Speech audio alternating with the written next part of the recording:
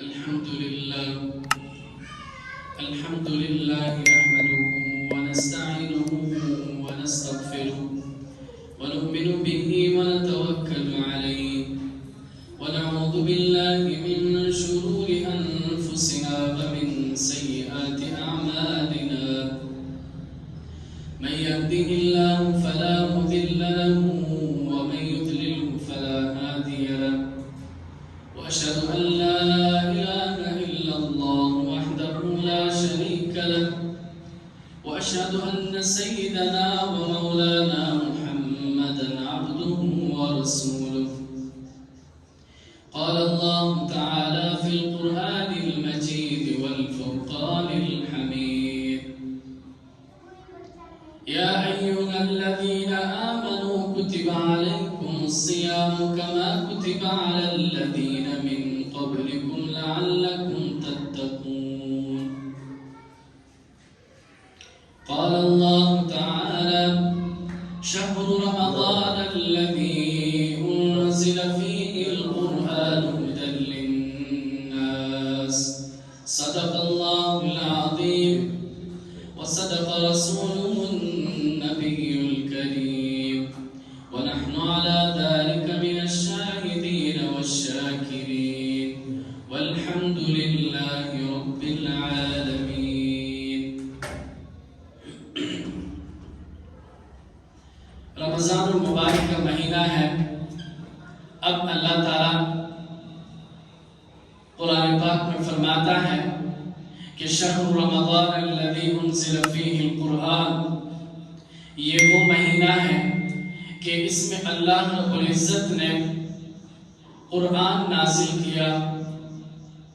فیہ ہدی للناس، لوگوں کی ہدایت کے لیے. اب قرآن پاک سراسر ہدایت ہے، اللہ کا کلام ہے. اس کا پڑھنا بھی ثواب ہے، اس کو سمجھنا بھی ثواب ہے، اس کے احکامات کو اپنے اندر لانا بھی ثواب ہے، اور اس کے احکامات کو سمجھ کر اس پر عمل کرنا یہ بھی ثواب ہے. تو اللہ رب العزت نے یہ قرآن جب رمضان المبارک کے مہینے میں نازل فرمایا، اس قرآن پاک میں اللہ نے کیا فرمایا اپنے بندوں سے، کون سے احکامات اپنے بندوں پر عائد کیے. اس قرآن پاک میں اللہ نے کیا فرمایا کہ اب میرے بندے کون سا عمل کریں، کون سا عمل ضروری ہے، کون سا عمل ضروری نہیں ہے. یہ قرآن پاک میں اللہ نے سب کچھ بتا دیا. جو صرف فہرست ہے وہ ارکان اسلام ہے کہ اللہ رب العزت نے اپنے بندوں پر یہ ارکان فرض قرار دے دیے کہ میرے بندوں پر اب یہ فرض ہے. اور فرض کی بھی وہ قسم جو فرض عین کہلاتا ہے. ایک فرض کفایہ ہے، ایک فرض عین ہے. فرض عین وہ عمل ہے کہ ہر انسان اپنے ساتھ یہ عمل اس طرح کرے کہ اس میں کسی کو شریک نہ کرے، اور اپنے اوپر فرض کر لے کہ یہ اللہ کا حکم ہے اور میں نے ہی یہ حکم بجا لانا ہے. اگر میں نے کوتاہی کی تو یہ میں گناہگار ہوں. اب وہ ارکان اسلام 5 ہے. سب سے پہلے تو توحید ہے کہ انسان جب اسلام میں شامل ہو جاتا ہے تو سب سے پہلے وہ کلمہ پڑھتا ہے. مسلمان ہونے کے لیے پہلا شرط اللہ کو ایک ماننا، حضور صلی اللہ علیہ وسلم کو اللہ کا آخری رسول ماننا، یہ عقیدہ رکھنا، یہ پہلا رکن ہے. اس کے بعد دوسرا رکن نماز ہے. تیسرا رکن روزہ ہے، چوتھا رکن زکوٰۃ ہے، اور پانچواں اور آخری رکن وہ حج ہے۔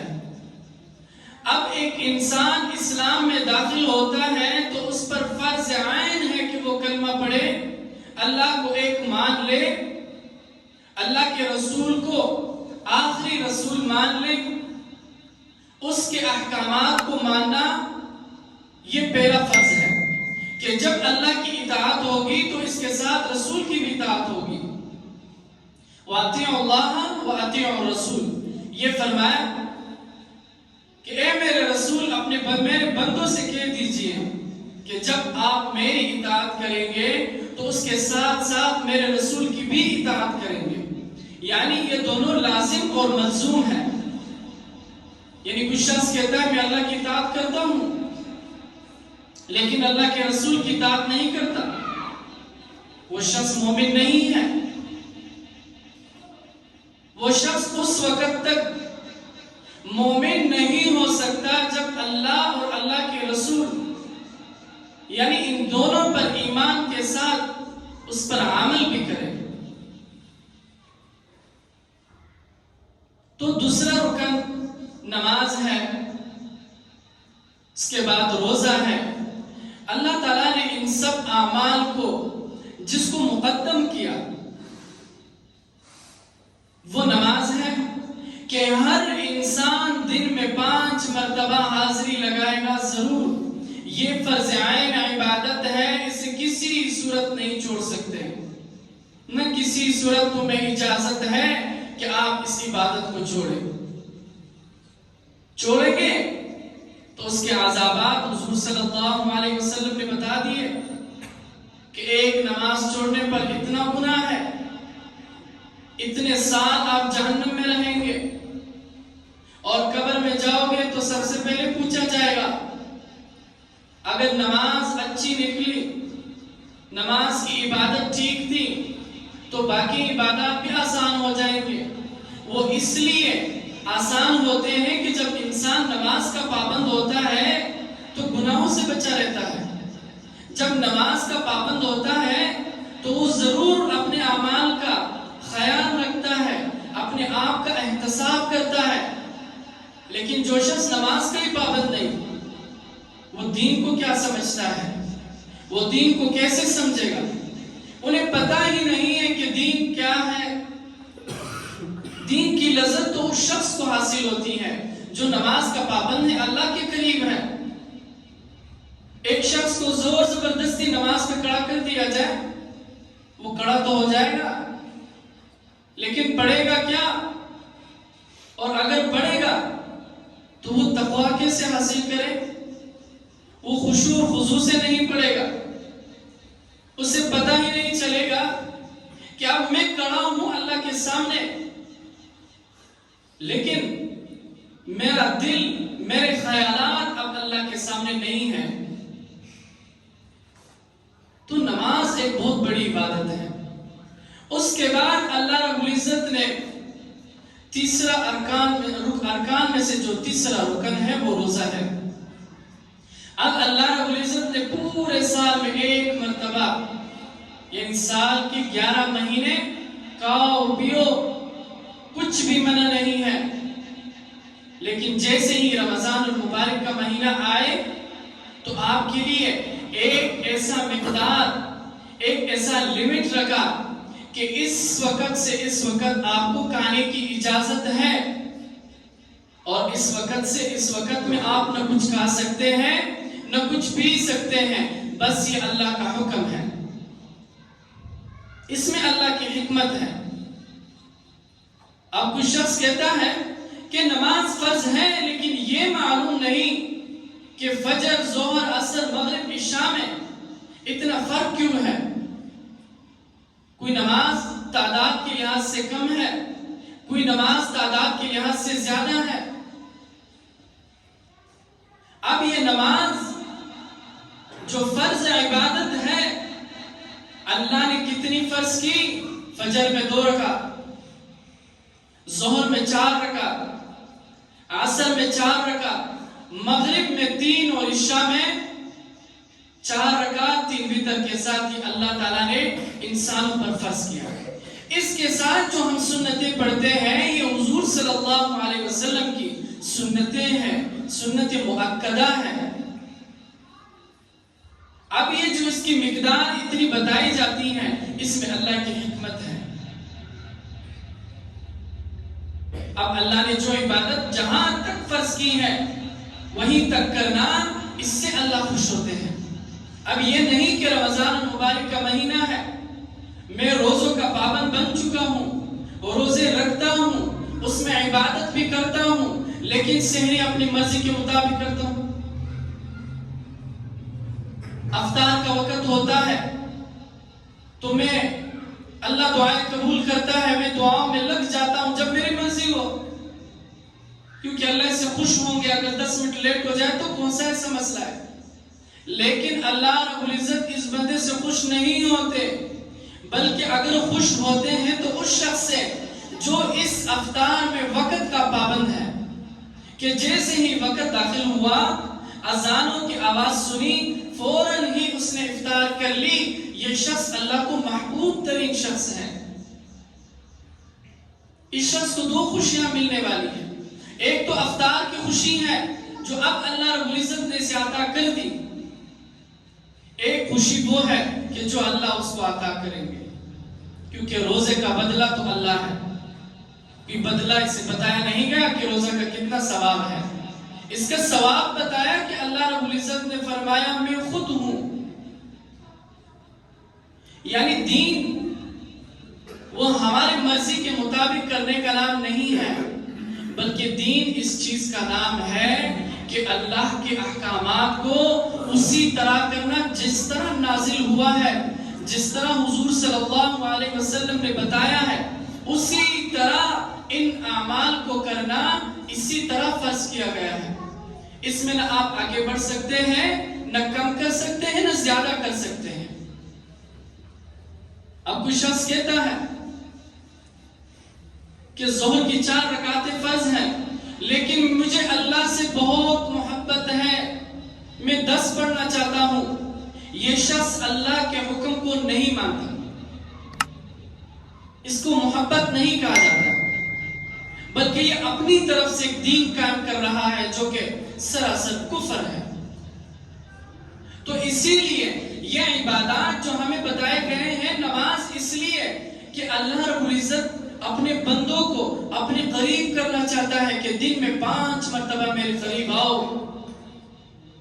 درمیان میں جتنے گناہ کرو گے وہ گناہ ان نماز کی بدولت صغیرہ گناہ معاف ہو جائیں گے۔ اگر کوئی کبیرہ گناہ بھی ہوئی ہے تو اللہ سے مانگے، وہ بھی معاف ہو جائے گی۔ پھر اس کے بعد سال میں 1 مرتبہ، یعنی 1 مہینہ، 11 مہینے نہیں، جو 12واں مہینہ ہے وہ اللہ رب العزت نے رمضان المبارک کا مہینہ اپنے بندوں کو عطا کیا، اس لیے کہ اس رمضان المبارک کے مہینے میں وہ روزے رکھے۔ یہ روزے اللہ کا حکم ہے، یہ روزے ہم اس مطابق رکھیں گے جس مطابق اللہ نے فرمایا۔ اللہ نے فرمایا کہ جب سحری ختم ہو جائے، صبح صادق کا وقت ہو جائے، اب آپ جو ہے نہ کچھ کھائیں نہ کچھ پیئیں، اب سے آپ نیت کر لیں آپ کا روزہ۔ جب افطار کا وقت ہو جائے تو اس وقت آپ روزہ ختم کریں، باقی عبادات میں مشغول ہو جائیں۔ اس سے پہلے جتنی چیزیں آپ کے لیے حلال تھی، روزہ رکھتے ہی سب حرام ہو گئے۔ وہ حلال چیزیں یعنی پانی پینا حلال ہے، کھانا کھانا حلال ہے، اسی طرح اپنے بچوں کا حقوق ادا کرنا حلال ہے، لیکن جیسے ہی رمضان المبارک کا مہینہ اور اس میں یہ لمٹ آ جاتی ہے تو اس وقت سے آپ نہ کچھ کھا سکتے ہیں نہ کچھ پی سکتے ہیں، یہاں تک کہ افطار ہو جائے۔ اب افطار کے بعد وہ سب کچھ دوبارہ تمہارے لیے حلال ہو چکا ہے۔ اس کے بعد اللہ رب العزت نے پورے سال میں تو 1 مہینہ وہ رمضان مبارک عطا کیا، اور اس کے بعد تیسرے نمبر پر وہ زکوٰۃ ہے، چوتھے نمبر پر وہ زکوٰۃ ہے کہ زکوٰۃ بھی ایک مالی عبادت ہے۔ ایک عبادت یہ ہے کہ میں نماز پڑھ رہا ہوں، روزہ رکھ رہا، اسی طرح میں حج کرتا ہوں۔ جس طرح یہ تمام چیزیں فرض عین ہیں، اسی طرح زکوٰۃ بھی ہے۔ اب زکوٰۃ میں ہم کوتاہی کرتے ہیں، ان زکوٰۃ کو صحیح معنوں میں صحیح طرح ادا نہیں کرتے اور نہ ہی اس کے حکم کو سمجھتے ہیں۔ تو اس لیے یہ زکوٰۃ ایک مالی عبادت ہے۔ جس طرح نماز فرض عین ہے، اسی طرح زکوٰۃ بھی فرض عین ہے۔ جسے روزہ ہم رکھتے ہیں، اب ہم نے روزہ رکھا ہے، یہ روزہ ہم نے اس لیے رکھا ہے کہ یہ فرض عین عبادت ہے کہ ہم اسے نہیں چھوڑ سکتے، کسی صورت چھوڑیں گے تو گناہ گار ہوں گے۔ تو اسی طرح زکوٰۃ بھی ہے، اور زکوٰۃ ہر شخص پر فرض نہیں ہے، صاحب نصاب شخص پر فرض ہے۔ کہ کوئی شخص صاحب نصاب ہو جائے تو اس پر زکوٰۃ فرض ہو جاتی ہے۔ اب اس کی مقدار کتنی ہے؟ 52.5 تولہ چاندی اس کے پاس ہو، یا اس کی مقدار ہو، یا زیورات کی شکل میں 7 تولہ سونا ہو، اس پر زکوٰۃ فرض ہو جاتی ہے۔ اس کی مقدار کا حساب لگانا چاندی کے لحاظ سے آسان ہے کہ آپ کے پاس اتنا زیور یا اتنی چاندی 52.5 تولہ چاندی موجود ہو یا اس کی رقم ہو تو آپ پر زکوٰۃ فرض ہے، آپ نے زکوٰۃ ادا کرنا ہے۔ مثلا آپ کے پاس 1 لاکھ روپیہ موجود ہے اور اس پر سال گزر چکا ہے تو اب آپ پر زکوٰۃ فرض ہو گیا۔ یہ نہیں کہ اب میرے پاس 1 لاکھ روپے یا 10 لاکھ روپے آ گئے لیکن اب کچھ ہی مہینے ہوئے ہیں، 2 یا 3 مہینے ہو گئے، اس پر سال نہیں گزرا تو اب پر زکوٰۃ فرض نہیں ہے۔ لیکن اگر آپ دینا چاہتے ہیں تو اچھی بات ہے، سال کے شروع میں بھی دے سکتے ہیں، سال کے آخر میں بھی دے سکتے ہیں۔ ہم نے زکوٰۃ کا ترتیب اس طرح رکھا ہے کہ اس کو مہینے کے ساتھ خاص رکھا ہے کہ جیسے رمضان مبارک میں ہم زکوٰۃ ادا کرتے ہیں تو اس سال ہم نے زکوٰۃ دی، اگلے سال ہم رمضان میں زکوٰۃ دیں گے۔ اس طرح نہیں ہونا چاہیے، بلکہ دن کو خاص کریں، یعنی آج کی تاریخ، چاہے وہ رمضان ہو، شوال ہو، اس کے بعد والا ہو، اس سے پہلے والے مہینے ہو، اس میں ہم نے زکوٰۃ ادا کیا تو آنے والے مہینے کے اس دن کو ہم پر سال گزر چکا ہے۔ اب ہم اپنا حساب کریں گے کہ کیا ہم پر زکوٰۃ واجب ہے، فرض ہے یا نہیں۔ مثلا ایک شخص کے پاس سال کے شروع میں، ابھی سے میرا سال شروع ہو رہا ہے کیونکہ میرے پاس اتنے پیسے آ گئے، ان پیسوں سے اگر یہ شخص بزنس کر رہا ہے، کوئی کاروبار کرتا ہے اور اس میں بڑھوتری آتی ہے، آج سے یہ حساب لگا لے کہ اس دن سے اب میرے پاس پیسے تو آئے ہیں، اس دن کو آئے ہیں، اب آنے والے سال میں جب یہ دن آئے گا تو میں نے کتنی زکوٰۃ دینی ہے، اب یہ مال کو دیکھے گا۔ اس کے پاس تو 10 لاکھ روپے موجود تھے، بعد میں 1 مہینہ باقی تھا، 10 لاکھ اور آ گئے، اب اس پر سال گزرا ہے، اس پر سال نہیں گزرا، لیکن اس کو 20 لاکھ کا زکوٰۃ ادا کرنا ہوگا۔ اب یہ شرط نہیں ہے کہ اس پر اگلا سال گزرے گا تو پھر اگلے سال اس کی زکوٰۃ دیں گے، نہیں، اب یہ اس شخص کو اس دن پیسے آئے، درمیان میں اور پیسے آ گئے، اب جیسے ہی وہ سال کا یہ دن آیا اگلے سال تو یہ شخص اس پورے پیسوں کا زکوٰۃ ادا کرے۔ اور زکوٰۃ کس کو دے؟ کہ کون شخص زکوٰۃ لے سکتا ہے؟ آج کل ایسے شخص بھی زکوٰۃ لے سکتا ہے کہ جس کے پاس کوئی ایسی رقم گھر میں موجود نہ ہو، اس کی تنخواہ 50,000 ہے، اس کے پاس موبائل مہنگا ہے، موبائل پہ زکوٰۃ نہیں ہوتی، لیکن اس شخص جب اپنا تنخواہ لیتا ہے وہ چاہے 80,000 ہو، 1 لاکھ ہو، لیکن مہینہ ختم ہوتے ہی وہ سارے پیسے خرچ ہو جاتے ہیں، گھر میں اس کے پاس کوئی رقم موجود نہیں ہے، نہ زیور ہے، نہ چاندی ہے، نہ کوئی ایسا رقم موجود ہے، تو یہ شخص زکات لے سکتا ہے۔ اب ایک شخص، اس کی تنخواہ اتنی نہیں ہے، وہ غریب ہے، لیکن گھر میں زیور موجود ہے، وہ اس کی ملکیت ہے، اس کو زکات کی ضرورت ہے، لیکن وہ زکات نہیں لے سکتا، اس لیے کہ اس کی ملکیت میں زیور موجود ہے، چاہے وہ زیور بیچ سکتا ہے، اس مال کو اپنے لیے استعمال کر سکتا ہے۔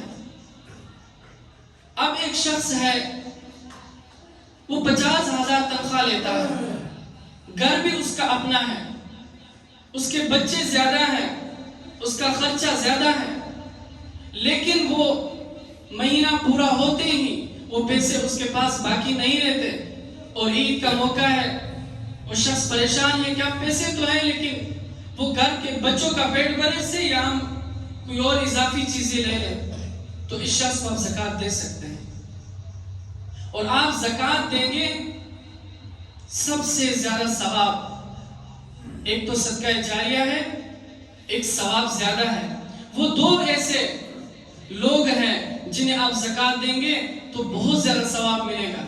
اب زکات ایک شخص ادا کرتا ہے تو وہ اپنے مال کو خراب نہ کرے، کیونکہ یہ زکات جو ہے، یہ غریب اگر آپ سے زکات وصول کر رہا ہے تو وہ اس لیے کہ آپ پر احسان کر رہا ہے، آپ نہیں کر رہے ہیں، کیونکہ یہ اضافی مال ہے۔ مال کا اگر گند کہا جائے تو کوئی ایسی بات نہیں ہے، یہ اگر کوئی غریب آپ سے قبول کر رہا ہے تو اس غریب کا آپ پر احسان ہے۔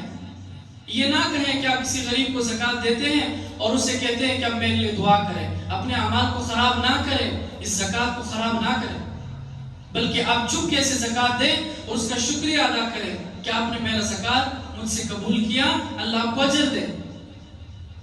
تو دو ایسے لوگ ہیں کہ جن کو آپ زکات دیں گے بہت زیادہ ثواب ہے۔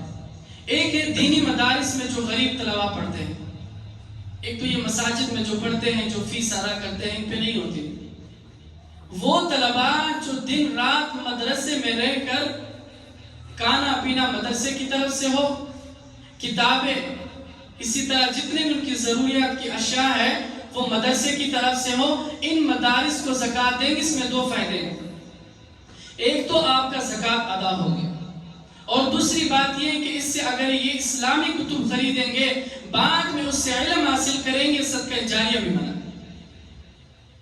اور جو دوسرا ہے وہ آپ کے اقربا ہے، یعنی آپ مالدار ہیں، آپ کی بہن غریب ہے، سب سے زیادہ مستحق آپ کے قریب غربا میں سے آپ کی بہن ہے کہ آپ اسے زکات دیں۔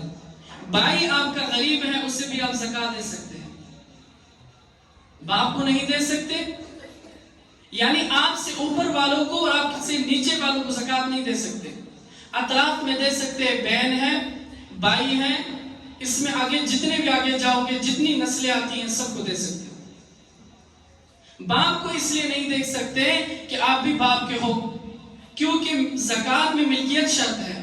آج کل لوگ زکات دیتے ہیں، یعنی یہ نہیں دیکھتے کہ کیا وہ شخص اس پر قادر ہے، وہ زکات حاصل کر سکتا ہے، اس کو زکات فائدے دے سکتا ہے، اس پہ زکات ہوتی یا نہیں، بس زکات دے دیتے ہیں۔ پہلے آپ معلوم کر لیں کہ کیا یہ شخص، اب دینی مدارس میں آپ زکات دیتے ہیں، وہاں کہنا ضروری ہے کہ یہ زکات کے پیسے ہیں، کیونکہ وہاں معاملات زیادہ ہوتے ہیں، اساتذہ کی تنخواہیں بھی ہوتی ہیں، بچوں میں بھی خرچ کیا جاتا ہے، تو وہاں آپ کہہ سکتے ہیں کہ یہ زکات کا رقم ہے۔ لیکن اگر آپ ایک شخص معلوم ہے کہ صحیح معنوں میں یہ مستحق ہے، یہ زکات لینے کا مستحق بن چکا ہے، اب آپ اسے زکات دیتے ہیں تو آپ اسے یہ نہ کہیں کہ یہ زکات کا رقم ہے، بلکہ آپ کو پتا ہے، بس اسے دے کر وہاں سے چلے جائیں، کیونکہ آپ کا دل اور اللہ آپ کا دل دیکھ رہا ہے، اللہ آپ کو جان رہا ہے کہ یہ زکات دے رہا ہے، بس آپ کی نیت ہو، یہ نیت اس میں شرط ہے۔ یہ نہیں کہ ایک شخص ہے، اس کا مال کئی جگہ پڑا ہوا ہے، وہ مال ہلاک ہو گیا یا کوئی ڈاکو سے لے گیا، لیکن یہ شخص سوچتا ہے کہ اب اللہ کی راہ میں صدقہ کر دوں یا اس کو زکات میں ادا کر دوں، یہ ادا نہیں ہوگا، بلکہ آپ نیت کر لیں کہ یہ جو مال میرے پاس ہے یہ میں کسی غریب کو دوں گا، یہ زکات کا رقم ہے، تب جا کے یہ زکات کا رقم ادا ہو جائے گا، آپ کے ذمہ سے زکات ختم۔ لیکن بہت سارے لوگ ان زکوٰۃ میں کوتاہی کرتے ہیں، ادا نہیں کرتے. نماز فرض ہے، روزہ فرض ہے، اسی طرح زکوٰۃ بھی فرض ہے. جیسے نماز کو ہم فرض عبادت سمجھتے ہیں، فرض عین ہے، اسی طرح زکوٰۃ بھی فرض عین ہے. اس کا اہتمام کریں اور اس کے مسائل کو سیکھیں کہ کس طرح ہم ادا کر سکتے ہیں اور کس کو دے سکتے ہیں. یہ مسائل معلوم کر کے تب جا کے زکوٰۃ ادا کیا کریں. اس میں بہت احتیاط کیا کریں. ایسے مسائل ہوتے ہیں کہ ان میں آپ کا زکوٰۃ ادا نہیں ہوتا. آپ زکوٰۃ دے دیتے ہیں لیکن وہ زکوٰۃ ادا نہیں ہوتا. ایسے جگہ ہیں کہ جہاں زکوٰۃ ادا ہو جاتی ہے لیکن آپ نہیں دیتے.